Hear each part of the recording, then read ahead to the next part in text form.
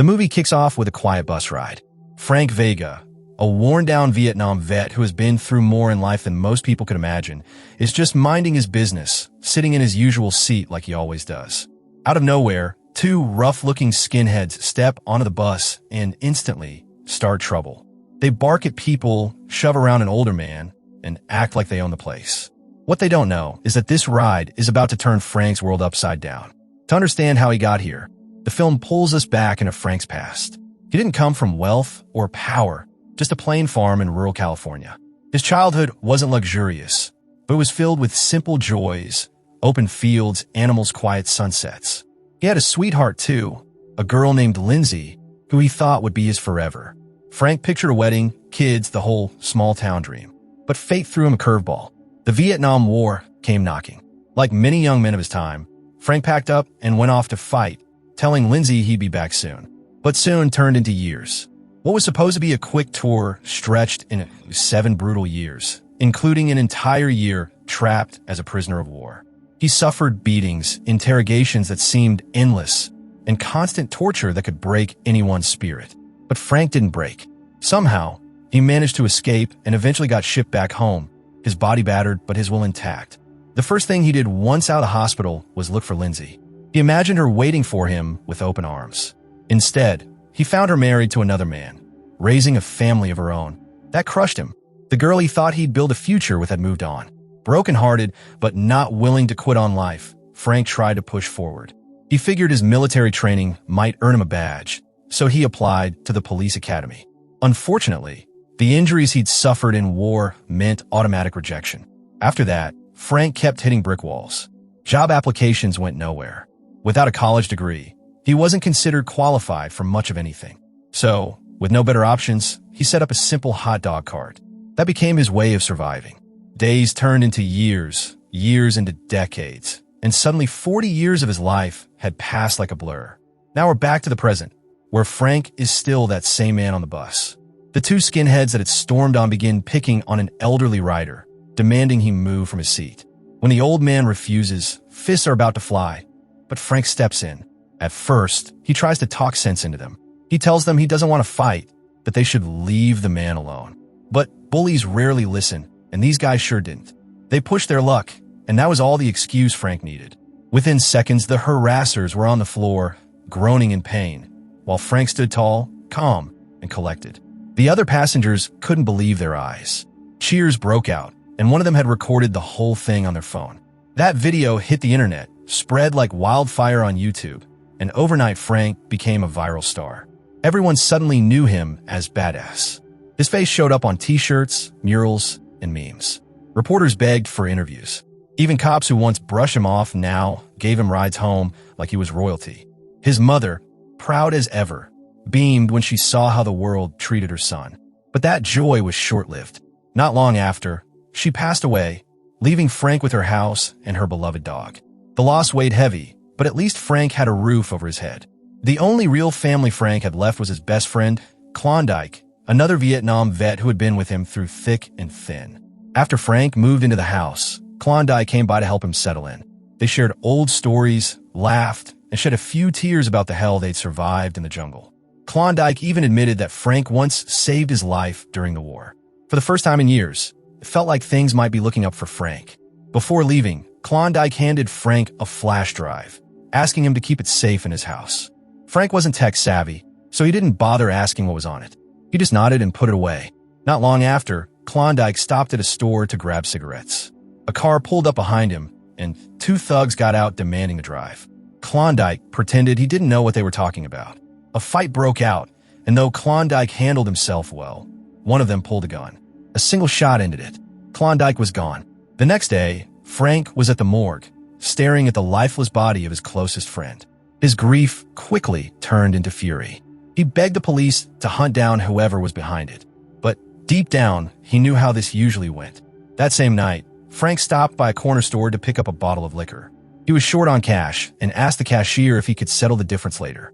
The guy flatly refused. Just then, 3 robbers barged in, guns drawn. Frank warned them to back off, but when one aimed a gun at him, instinct kicked in. In a flash, he disarmed the man, floored the others, and walked out with his booze, not paying a cent. Later, watching TV, Frank saw something that set him off. The news showed the murder of a young white man, and how police solved it in less than 24 hours. Meanwhile, Klondike's case barely moved. The next morning, Frank stormed into the police station, demanding answers. The officers claimed they were working around the clock, but Frank had seen enough to know they weren't doing anything. If justice was going to happen, he'd have to make it happen himself. He went to the site where Klondike was killed and started combing for clues. He found 3 things: a spent bullet casing, a broken chain, and a necklace with a photo of a woman tucked inside. Taking these items to a pawn shop, he hoped someone might recognize them. The clerk examined the casing and explained that this wasn't ordinary ammunition. It was military grade, the kind used by government agents, not something you could just buy off the street.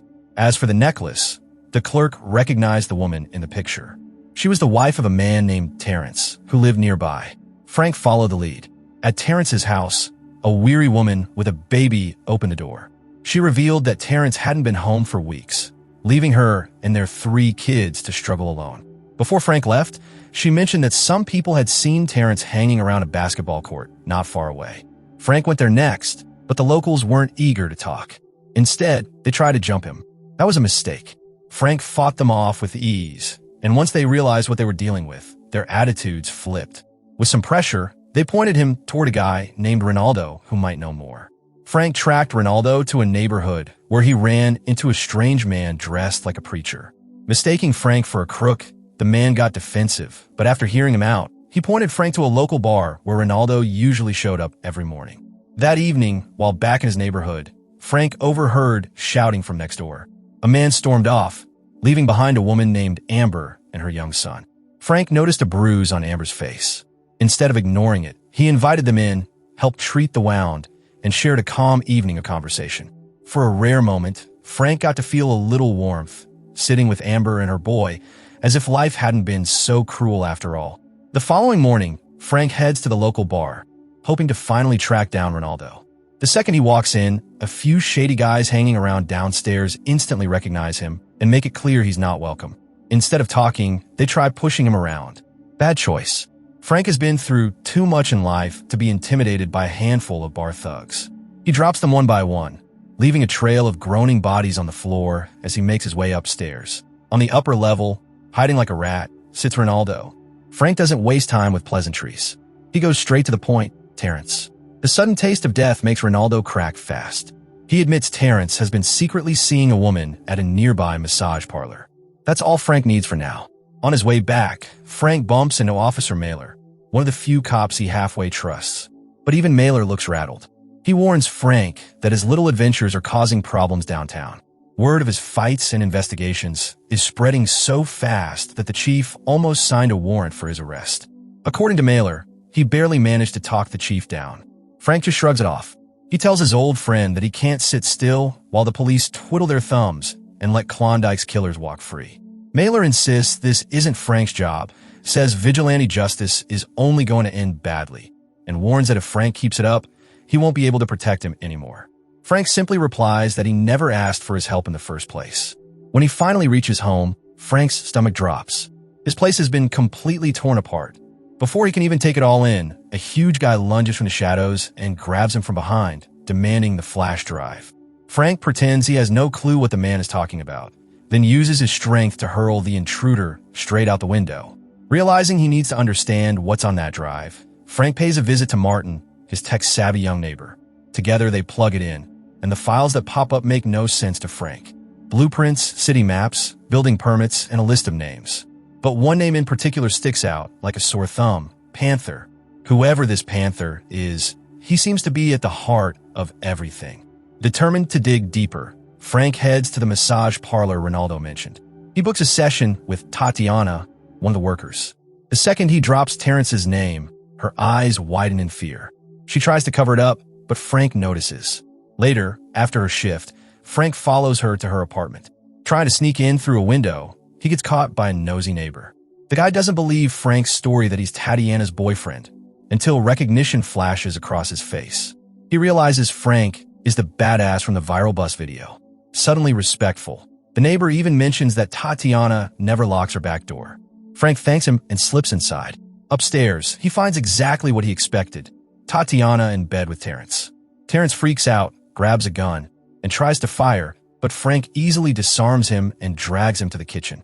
With cold determination, he shoves Terrence's hand into the garbage disposal, demanding answers about Klondike.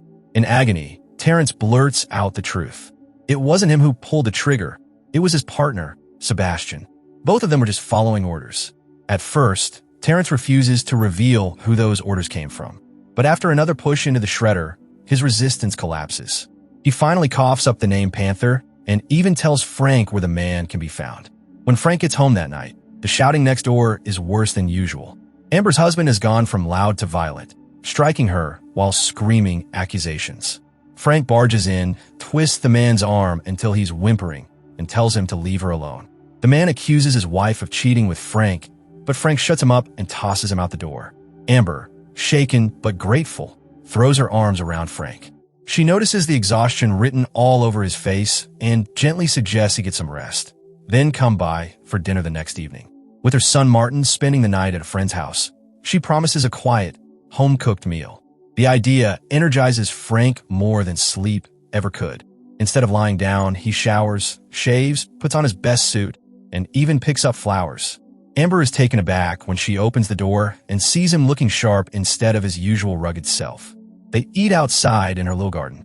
The food is amazing. The air smells of flowers, and for the first time in ages, Frank feels like a normal man instead of a tired old warrior.